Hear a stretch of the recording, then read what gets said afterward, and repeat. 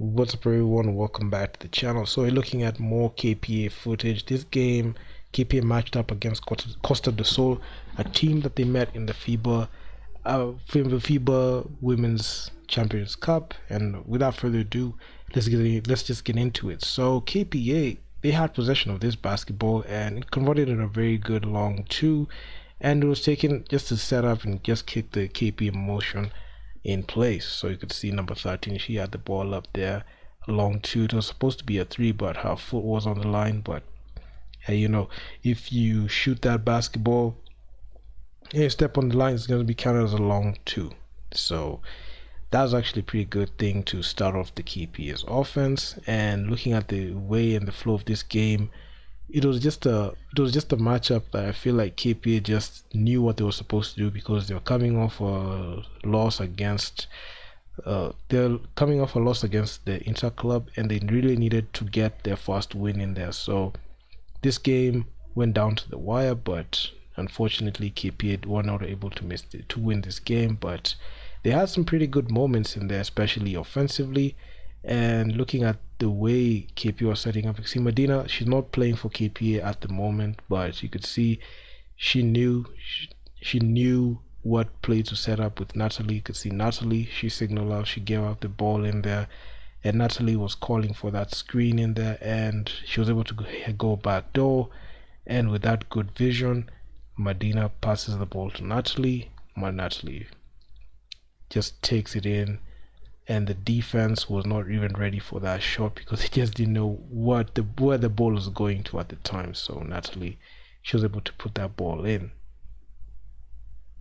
And looking at the way KP were looking in this game, you could see they were trying to work the ball inside. The outside shot wasn't working pretty well, and you could see here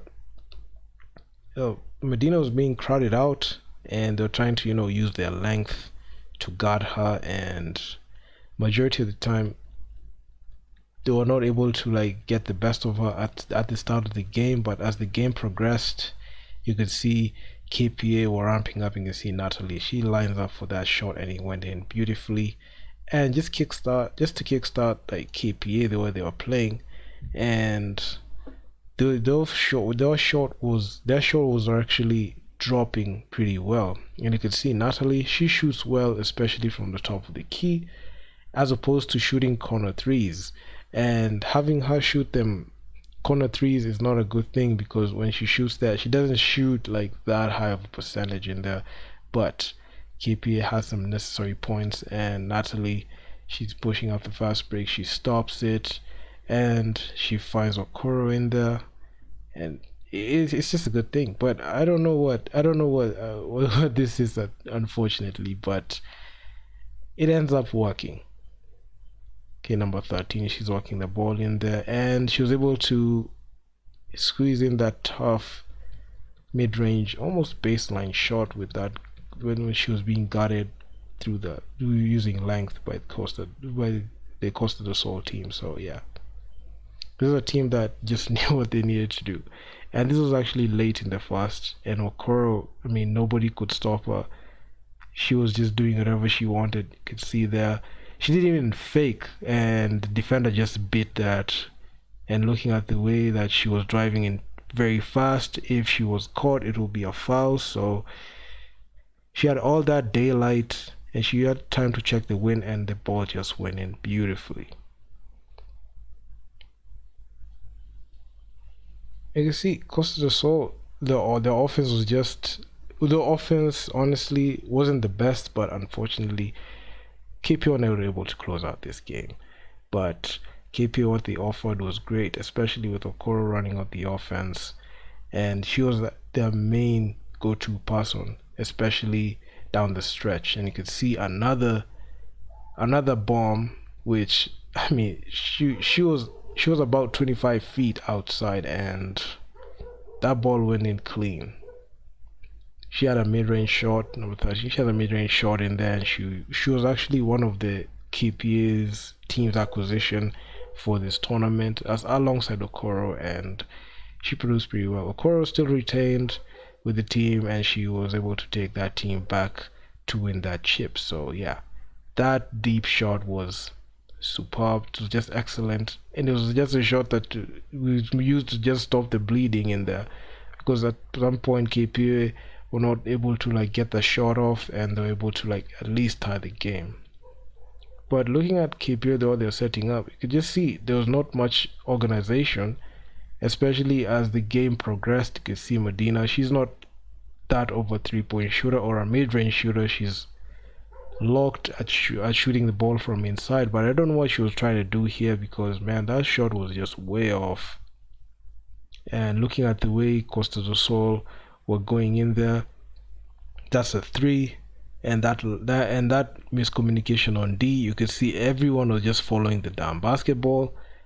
Everyone just collapsed inside, and the whole team, you can even see from Medina, you can even see from like, I mean, it was just a poor look.